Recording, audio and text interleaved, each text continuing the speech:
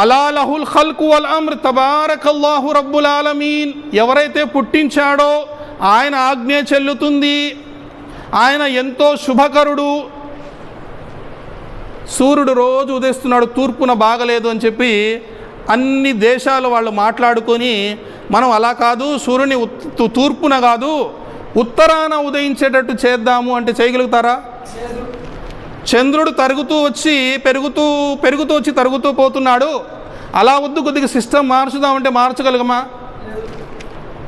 అల్లాహు అక్బర్. సోదరులారా, ఎవరైతే సృష్టించాడో అతని ఆజ్ఞే చెల్లుతుంది సృష్టిలో. ఎవరైతే పుట్టించాడో అతని ఆజ్ఞకే ఈ సృష్టి లోబడి ఉంది. ఓ మానవుడు, అదే అల్లా అంటున్నాడు ఖురాన్ గ్రంథంలో, అఫగైర దీనిల్లాహి యబగూన్ వలహు అస్లమ మన్ ఫిస్ సమావాతి వల్ అర్ద్.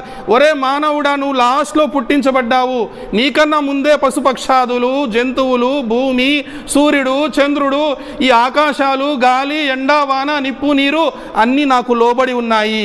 సూర్యుడు ముస్లిమే, చంద్రుడు ముస్లిమే, వీచే గాలి కూడా ముస్లిమే, భగభగ మండే అగ్ని ముస్లిమే, ప్రవహించే నదులు, సముద్రాలు ముస్లిములే, వాటిలో ఈదే చేపలు కూడా ముస్లిములే, భూమిపై పాకే నడిచే జంతువులు ముస్లిములే, సమస్తము కూడా కద్ అలీమా. అవన్నీ కూడా అల్లాను ఎలా ఆరాధించాలో తెలుసు, అవి ఆరాధిస్తున్నాయని అల్లా అంటున్నాడు ఖురాన్ గ్రంథంలో.